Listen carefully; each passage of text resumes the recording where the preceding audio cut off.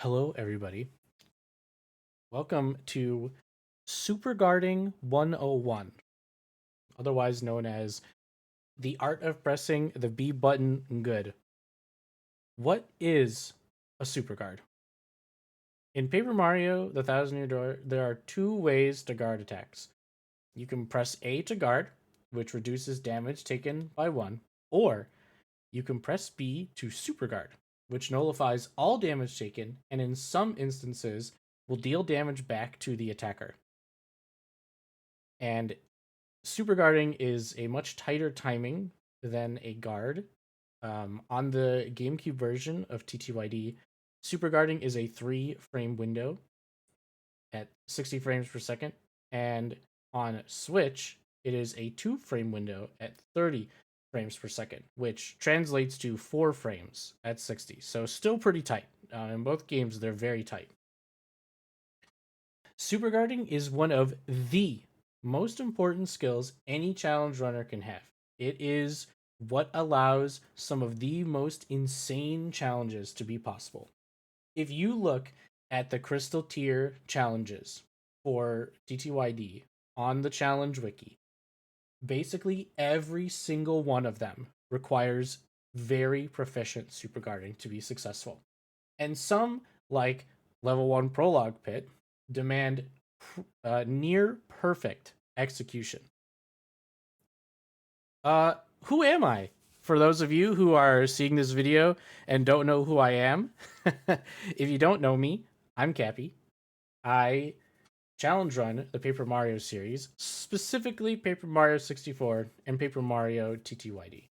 And over my career, I have completed several extremely difficult challenges that have required near perfect superguarding, many of them done on the first attempt.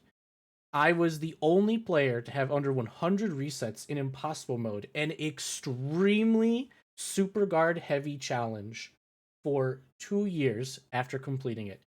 And you may have seen these on YouTube, but I'm the guy who creates the Tricky Superguard series, where I cover how to superguard some of the trickiest superguards in the game. And basically, what I'm trying to tell you is that I live and breathe superguards. I'm a superguarding fiend. I love to superguard. It's one of my favorite things to do. And I'm here to help you all get better at them. So, what's the secret to quick superguard improvement? There are many factors that go into your superguarding performance. Some of it's outside of the game, even.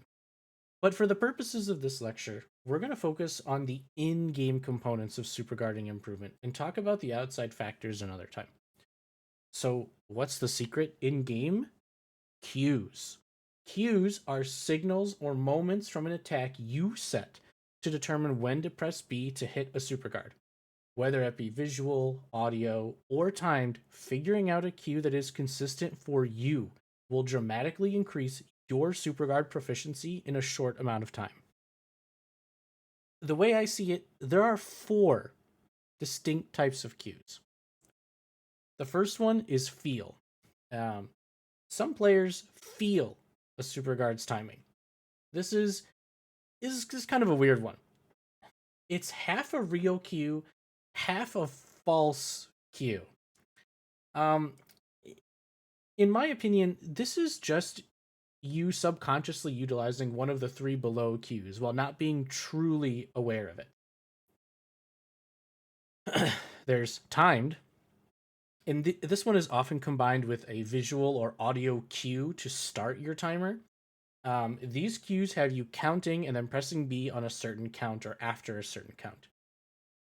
Now, because we're not all perfect at counting in perfect like seconds, these are not as reliable. But there are just sometimes where you can't react visually or audially, and that's where this cue type comes in handy. A really good example, just off the top of my head, is the front attacking Smorg miasma. Um, it's very difficult to react to that to press B because it's so fast and it's kind of hard. It's like it takes so long for it to just come out. So a timer cue is really good there. There's audio. These cues are associated with pressing B once you hear something specific from an attack. They're pretty reliable. especially for boss attacks.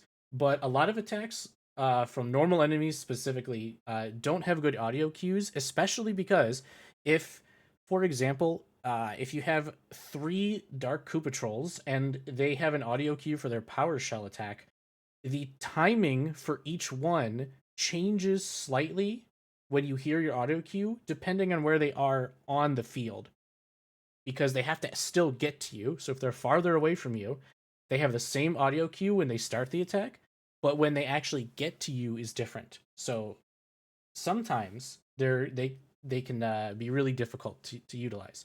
But for bosses usually stay in the same spot the entire fight, so it's a little easier to use an audio cue for them. And then my personal recommendation for cues is visual. These involve pressing B after you see a certain part of an attack. I think that visual cues are the most versatile cues, and they have the highest consistency rate in my experience. Everything that I make for tricky super guards, I always look for a visual cue first because it's the most consistent and it's the easiest for people to see when I'm trying to show them when to press the B button. And let's go over creating cues a little. Because while there are four types of cues, like distinct cues, cues are not made in a vacuum. While many of the cues I provide in my Tricky Superguard series are visual, there's a little more to it. For example, you can use audio to prep yourself for the visual cue, or vice versa. You can see part of an attack and get ready to react to the audio. Um, we're all unique individuals, and we may utilize some cue types better than others. Combining cue types is something that sometimes you may not even realize you're doing. So the more you're aware of that, the better your super guarding will be. And I also want to go over field cues a little more because they're kind of weird. If you The way I can tell someone is using a field cue is if you don't actually have another cue that you're actively looking for, your super guarding consistency will fluctuate a lot. I've seen it countless times with countless players, and it's even happened to me. Like when I was starting out, you'll have your good days and your bad days for that specific attack. And a really good attack for this, like in my opinion, is the Ember family, like the one where they come up to you and touch you to attack you. I have seen a ton of players like who are just on one day they are hitting it every time, uh, super consistent, and then they like what a couple days later they do it again and they aren't hitting any of them, and they're like, oh, man, I was so good a couple days ago. Now I just can't hit it. And to me, like to me that's when I know someone is using a feel cue because you're just feeling it. You feel the super guard. So some days you are locked in and you feel it, and other days uh you're just not getting it. And you need to move away from this. You need to recognize and you need to move away from using feel cues and go for a more concrete cue so you can become consistent. And the cool thing about a feel cue is that once you have a really consistent cue down, you can actually tap into feeling the super guard. I would say to think of it as locking in, for lack of a better term. Basically, if you have practiced enough where you just really know the visual cue, you can actually like move away from thinking about the cue and feel the visual or audio cue or even the timing cue. And you can like not have to use as much processing power to be consistent. That's the power of a feel cue once you've moved away from doing it in the first place. But this slide is getting a little away from what I'd like to cover in this lecture, but I really wanted to go over a little bit of this because knowing about this now is important as we move through the rest of the lecture and for future lectures on superguarding. I just think it's an important thing to know about now, especially if you can start recognizing your field cues right away. Like you can begin to look for other ones. So something to keep in mind. Okay, so let's go over making cues. But first, before we do that, we have to go over attack types. There are many attacks in the game, and it can be a little overwhelming to figure out cues for all of them. I mean, even I'm not proficient in every single Superguard. Luckily, a lot of enemies share the same type or traits of an attack. So you can use the same cue for most of those, with some slight variance. These types are direct attacks, ranged attacks, and unique or tricky attacks, which are basically just really difficult direct or ranged attacks, but they're so difficult and so weird that I put them into their own group. So let's go over direct attacks. Direct attacks are, in my opinion, the easiest of the attacking types of Superguard. Most of these attacks share the following traits. They usually only attack the front party member. They usually take damage when the attack is superguarded. And the enemy is the one physically making contact with Mario or the partner with the attack, as opposed to a ranged projectile. Some common examples are Clefs and Koopa Troopas. They just run up to you and hit you. The visual cue for a lot of these attacks are basically the same. You press B right as the attack makes contact with Mario. Now, obviously, some enemies have slightly trickier attacks, but because they share the same traits as direct attacks, I would classify them as direct attacks. Most of the attacks are a reaction to the enemy hitting Mario, but obviously some do require a more nuanced cue, and we will cover that shortly. This is a reference slide for what I consider direct attacks for normal enemies. I've categorized them into simple direct attacks and a slightly more complex. And what I mean by more complex is these don't necessarily. I wouldn't say that I necessarily would make a tricky super guards on the columns in the right, but like I could or I would maybe if they were requested. Because they're still pretty simple. They're just a little harder than like the really simple attacks like Koopas or Clefs. So I'm not gonna go over all of these. This is more again. This is just a reference for you guys. A couple things to note is that I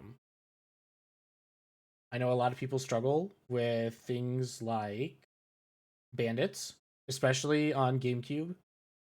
The Koopa Troll, Power Shell, Piranha Plant's Bite, and Booze. I know that's tricky for a lot of people. Ones to maybe focus on if you're looking to start with some tricky stuff to make some cues and get better.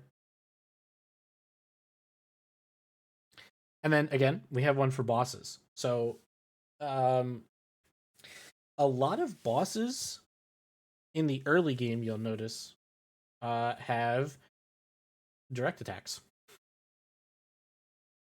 And a lot of them are pretty simple, especially Macho Grubba. I want to shout out Macho Grubba as a pretty easy. I would say a lot of people find Macho Grubba super guards to be very easy to perform.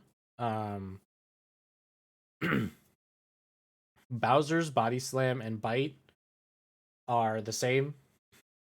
And Atomic Boo's like Body Slam. I know a lot of people don't really have issues with that one.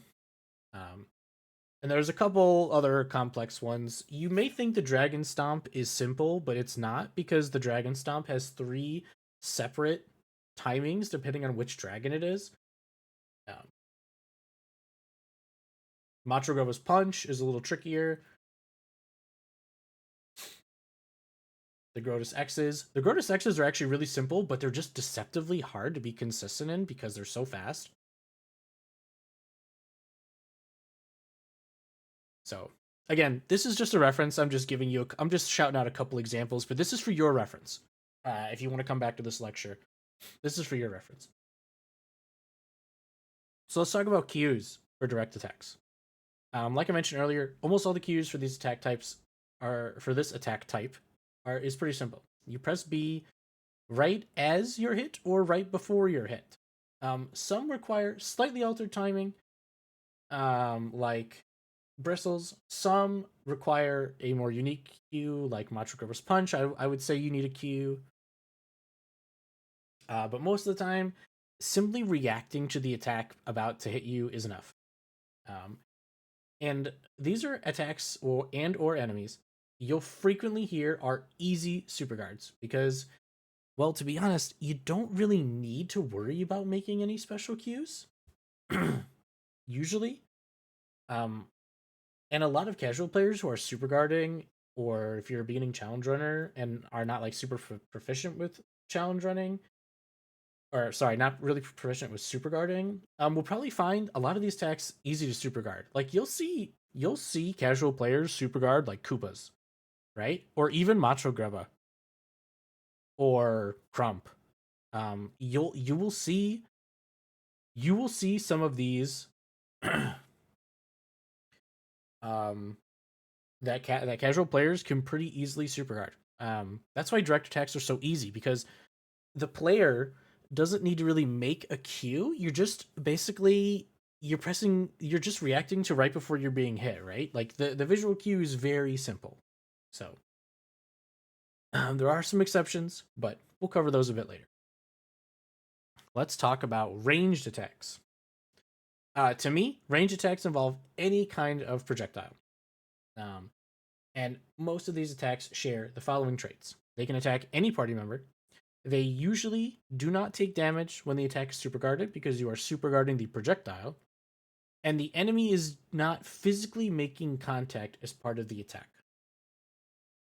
So for me, some common examples are fighters or tarantulas or the pokey segment toss. And the pokey segment toss is actually a is one of the moves that where they do take damage if you super guard it because you actually reflect it back.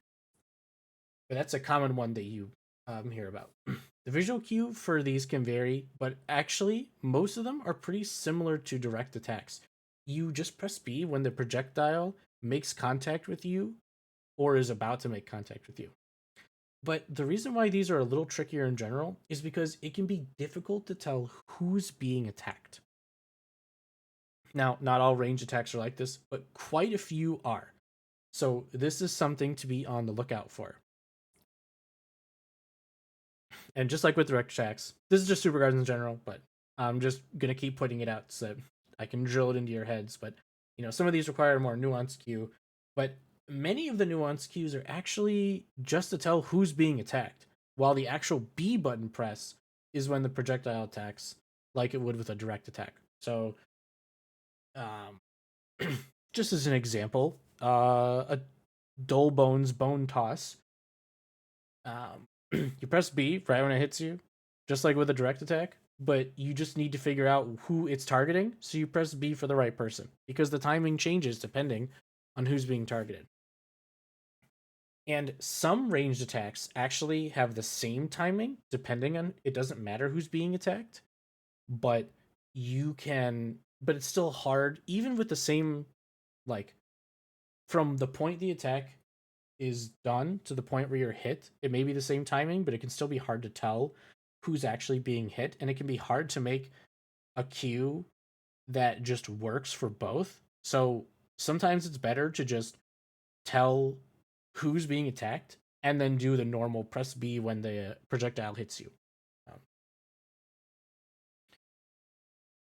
Again, for your reference, these are some simple and a slightly more complex ranged attacks from normal enemies. Um, I want to shout out the Lockatoos. They have their spiny toss. It's very easy. Again, Pyters and Tarantulas. The Dark Cross spear throw, the lava bubbles or embers, their fireball spit. All of those I've seen people say it's very easy to time those. And then obviously slightly more complex, the wizard's beam attack, the triple attack from Ranchula's Hammer Bros. Dry bones are actually in both. You can see here. I want to point that out. Dry bones in the back, much easier to tell who's being targeted than dry bones in the front. In the front, oh man, it can be very difficult to tell who's being attacked. You sometimes you just pray. You either super guard for one person who can't die, or you just super guard for the front and pray. And that's only in the front, not in the back. We have range attacks for bosses. Uh, you might be surprised, but there aren't many ranged boss attacks, and of the ones that do exist, I don't think any of them are actually simple. They are all either more complex or a little more than just a little more complex. But the ones that I think are pretty, like, not too much more difficult, but still require some kind of cue is the in second phase, Cortez can hit Mario and partner with a bone barrage. I think that one's pretty easy. Cammy's is pretty similar to a Magic Koopa's, but it's different enough that it can be more complex because you can't use the same timing for both. And then the disc from Magnus Von Grapple 2.0, which is deceptively hard. So let's talk about cues for range attacks. Like I said before, they're simple enough unless there's targeting trickiness. Then you need to develop a cue to figure out who's being attacked. Most of those attacks are press B when their projectile hits you. So as long as you know who's being attacked, you'll be able to react and press B at the right time. And even still, I don't think these attacks are too bad. There's actually a lot of range and difficulty in ranged attacks, more than direct attacks, in my opinion. And of course, there are exceptions, but we're actually going to get to those shortly. And all of those exceptions are the unique and tricky attacks. Some attacks, whether they're direct or ranged, are just hard to superguard. The timing is weird and may even require a timing cue. You may not know who's being targeted. It's tough to find a good cue when you're trying to make one, or they're just technically demanding. And I'm looking at you, audience canon. These are the superguards that I try to find cues for and help players master by sharing them in my Tricky Superguard series. When I'm looking for cues, when I'm looking for like videos to put out for Tricky Superguards, these are the first attacks I look at. You'll notice that there weren't a lot of ranged attacks. That's because a good chunk of those attacks are what I'd put under the tricky label. Some common examples: Shadow Queen Shadow Wave, or Puff Charge attacks, slash breath, because some of them are like a lightning bolt.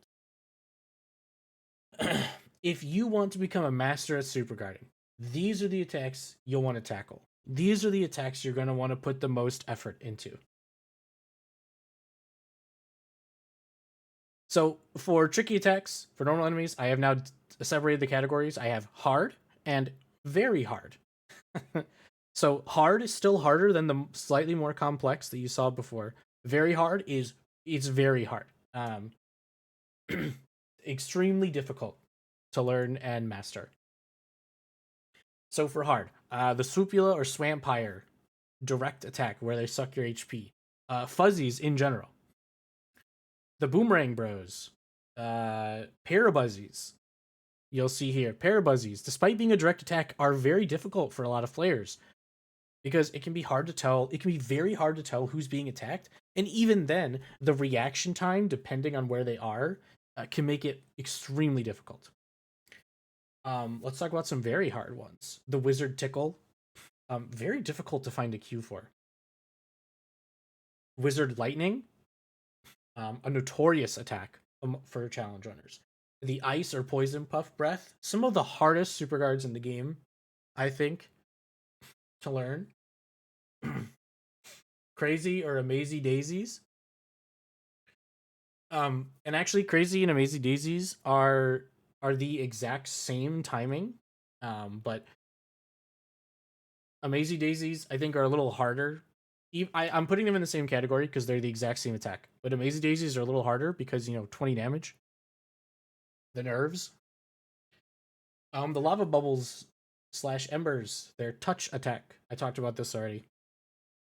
And a rare attack. And the reason I think this one's very hard is only because it's rare and not a lot of people have seen it. Is the Flower Fuzzy FP attack that they use when they have FP. And we got bosses, and you will see a lot of these are ranged. There are a lot of very hard super guards from bosses in this game. And again, the last slide and this one, these are just for reference. I'm just kind of pointing out ones that I'm just shouting out ones that I think have a little more significance. I think the Dragon Breath is a really important one. There are two different animations. The timing is the same when you press the B button, but the time it takes to get to that B press is different. And it depends on the dragon. Bone Tail uses both.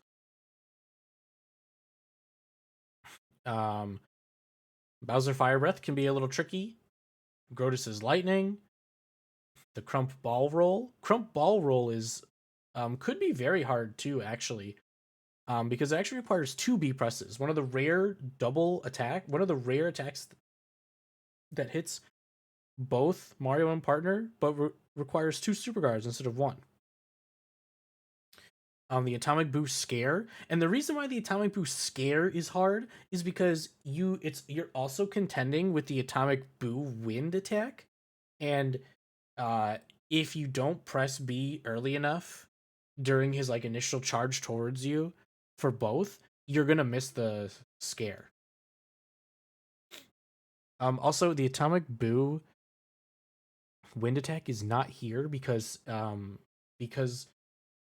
well, for one, I actually don't know if it's possible on Switch, and right now to Superguard all three, I haven't even tried. And two, it is almost impossible, effectively impossible, on GameCube because of some weird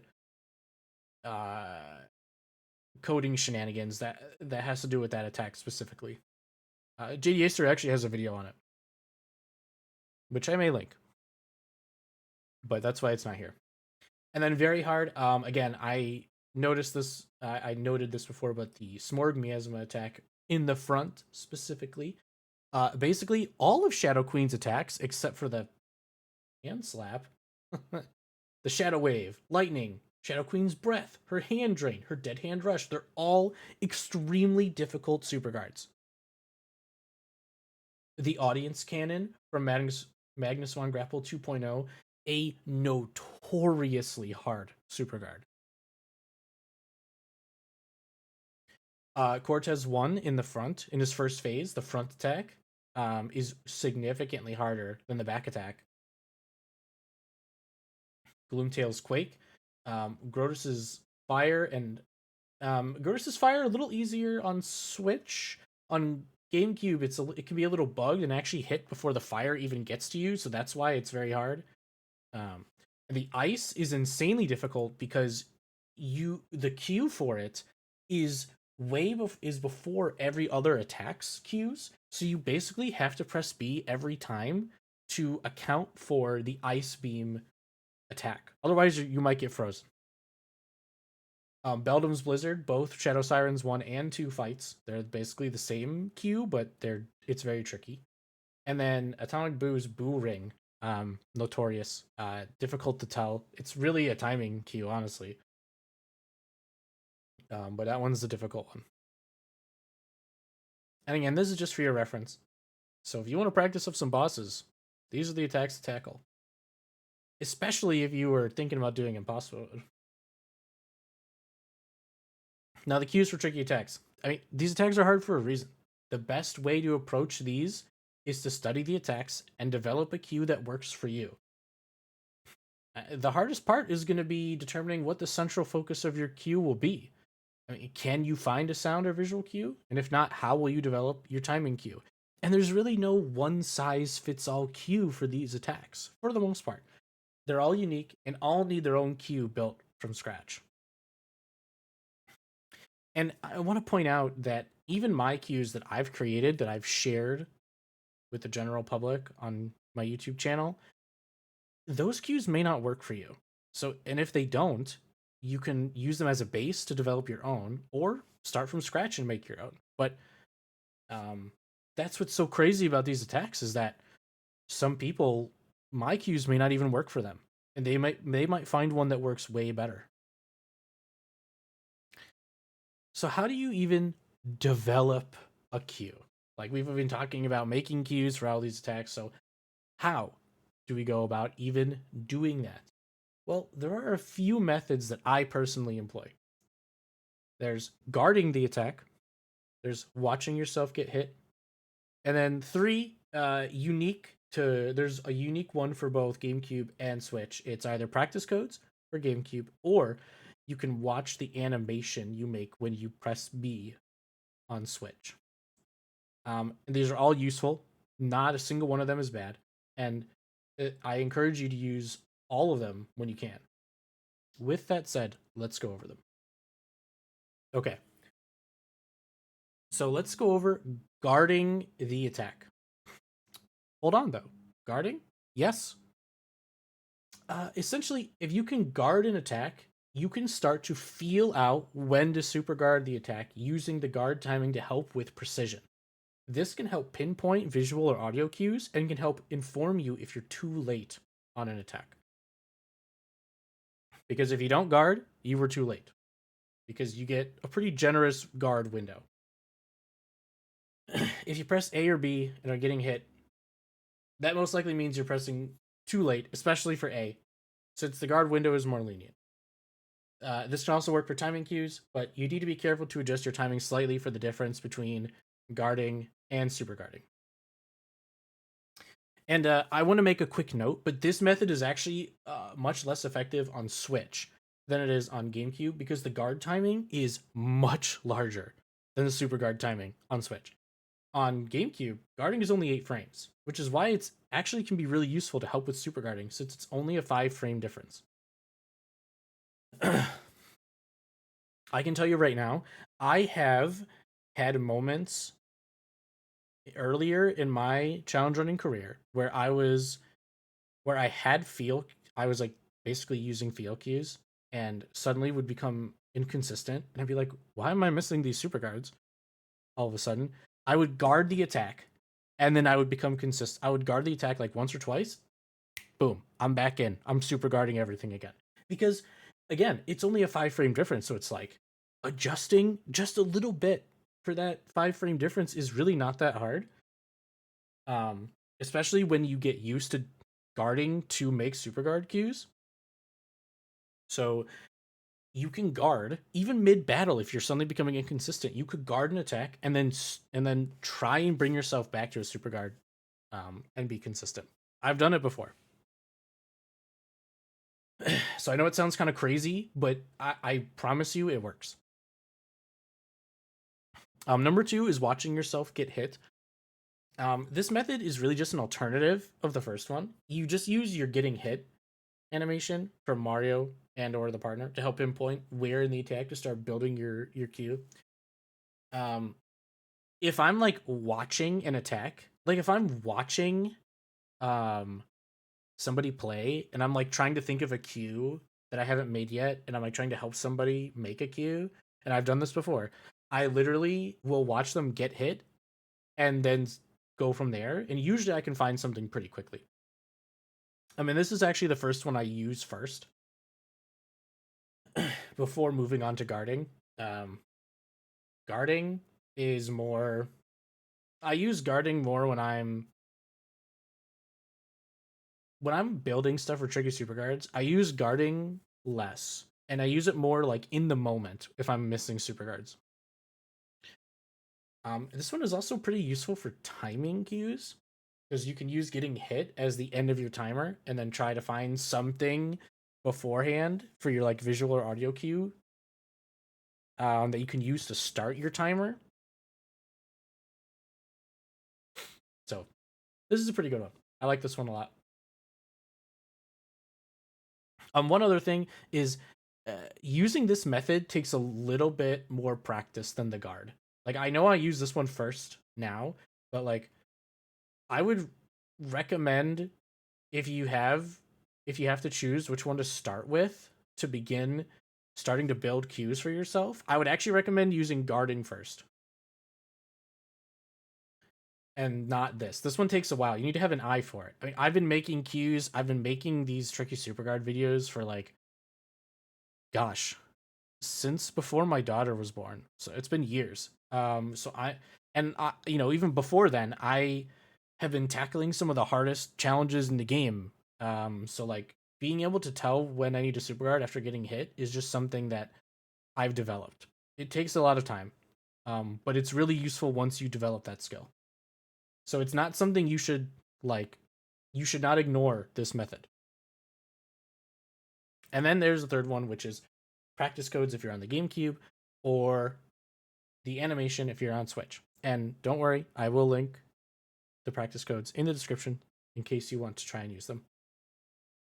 And the practice codes have a setting that shows you your guard or superguard timing, including how many frames early or late you were, which allows you to be extremely precise with your button presses and can help with the consistency of your queue, as well as just help you practice superguarding in general. They're amazing at telling you if you're pressing B too late or too early. And pressing B can be difficult to figure out until you have some good superguarding experience. And if you don't have the means to utilize the practice codes, don't worry. The first two methods are more than enough, in my opinion, to help build good queues. And one other thing I really want to talk about for the practice codes, and you know what, I'll talk about it after I go over the Switch, actually, because I think it applies to both. On Switch, you can actually do this already just as easily because Mario and Partner display a unique animation for guarding and superguarding, and it shows the window for when you need to hit it. It's basically in essence the same as having the practice codes, and it's a great indicator of when the B button is being pressed, so you can pretty easily tell when you're too early or too late. Now I want to talk about something that I don't think I covered in the lecture. Let me see. No, I didn't. Okay, I want to talk about something really quick that I just thought of that I should have put in this lecture, but I didn't. But because it's about queue making, but method 3, while very good and very powerful, is also a double-edged sword. Because if you're looking at the animation or the little box that appears for practice codes and it says you were early or late, and you're just like intuitively pressing B, like you're adjusting your B press, but you're not really looking for a cue, you can kind of shoot yourself in the foot a little. So when you're using these, make sure you are using them for the purpose of trying to develop your cue for trickier attacks. Now, for like direct attacks and stuff, right? Like if you have direct attack, if you're just like practicing direct attacks, I think that's fine to use like the timing to be a little more pinpointy because again, those are really easy and they don't need like a special cue. Like it's pretty easy to just do it. And like I said, casual players are super guarding those because again, they don't need to build crazy cues. They can see when the attack's connecting, right? So you can use that feature to just like slightly adjust your B press for those attacks. But for trickier attacks, do not do that because you will fall into that trap where you're not actually building a queue. You're basically reinforcing a feel queue if you do that. And that's what we don't want. I want you to make a queue that'll be consistent and does not need the aids that this method provides. And obviously it's a little harder to ignore it on Switch. I mean, it always happens, but especially for practice codes.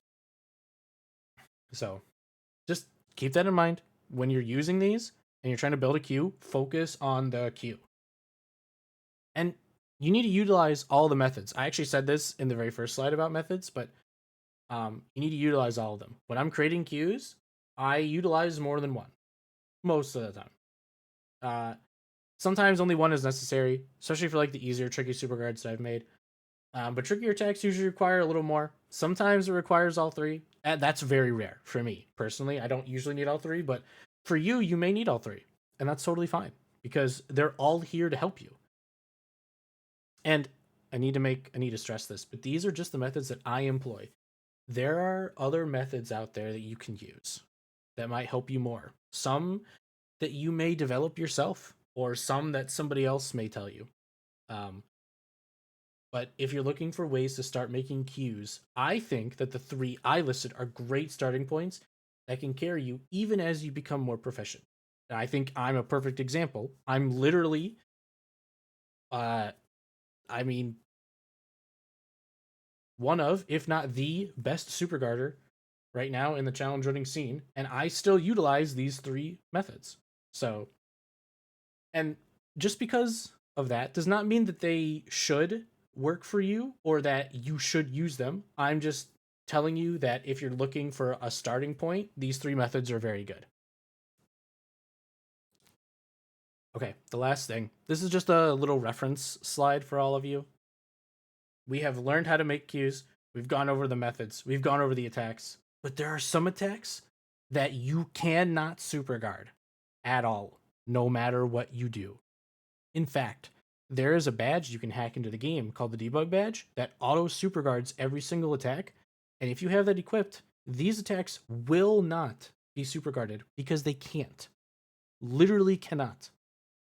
So, they are the bulky bomb or Bobolk explosion, both if they're fully charged and if they're being set off early. Vivian's fiery jinx from the Shadow Sirens 1 fight. Marilyn's lightning in both Shadow Sirens fights. Shadow Queen's dead hands drag. And this is what I call it, but basically it's the one where the hands, all those hands come up from the ground and pull Mario or the partner under the stage and attack you 3 times. And Dragon Bite. All 3 of them. Hooktails is scripted, so no. Gloomtail's Bite cannot be superguarded. Bonetail's Bite cannot be superguarded. Keep that in mind. I should have put a little asterisk, but only the Shadow Queen Dead Hands Drag can be guarded. The rest of them cannot be guarded either. You can't even normal guard them. That you just get hit. I just want you, this is just a quick reference so that you know if you're coming back to this lecture as you're making cues and you're like, are there any attacks I can't superguard? Boom, here it is for you. And that is it. You now have the basics on creating cues and upping your Superguard game. If you're still struggling to find cues or need help with Superguards, please reference my Tricky Superguard series or shoot me a message on Discord. As long as you don't sound like a bot when you message me, I am more than happy to help you get better at Superguarding. And there will be a Superguarding 201 lecture in the future, which will cover more out-of-game factors that go into Superguarding, including achieving consistency after finding a cue. And spoiler alert, it's a lot of practice. But there are a lot of other things, and we kind of talked about it a little bit earlier. That one slide, we kind of talked about it a little bit about the feel cues. But there are a lot of things that go into Superguarding consistency that's not just finding a cue. Finding a cue, building it, and practicing it is like the first step. Then there's so much more to being consistent at Superguarding. Like, just as an example, I did not play the GameCube TTYD for like 6 months after the remake came out, right? Tower of Trials, an amazing mod by JDuser64 that's on the GameCube version, came out, and I still nailing all of these Superguards. I'm even the transition from Switch to GameCube, I had no trouble with, right? Whereas a lot of other players struggled. But I was out there Superguarding Poison Puff Breath, I'm Superguarding Wizard Lightning, Dragon Breath, no issues. Like, I even superguarded the bite because you can superguard it in that game, in that mod. Like, there are ways to stay consistent.